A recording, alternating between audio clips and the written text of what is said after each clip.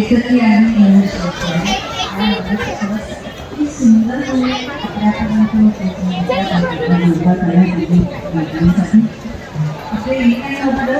गळ्यात म्हणून जे कधी दिसत मरेपर्यंत नसतं ते होतं ते म्हणून त्याचा ठाव ठिकाणी गावामध्ये तर ते सापडत नाही. कधी इथं कधी त्यांचं कधी भावना विवश कधी दुःखात आपल्याला रडायला लावणारं तर कधी चंपळून प्रथम आनंदाने व्यक्त होणारं असं हे मन. ह्या मनाच्या थांगपत्ता शोधणारी एक सुंदर छोटीशी गोष्ट सांगते. एका माणसोपचार तज्ञाकडे एक माणूस जातो की माझं मनच लागत नाही. डॉक्टर म्हणतात की पुस्तक वाचून झाली, गाणं ऐकून झालं. तो म्हणतो अरे मग बऱ्याच ठिकाणी त्याला फिरून ये, निसर्ग सौंदर्य बघून ये. तो म्हणा तेही झालं.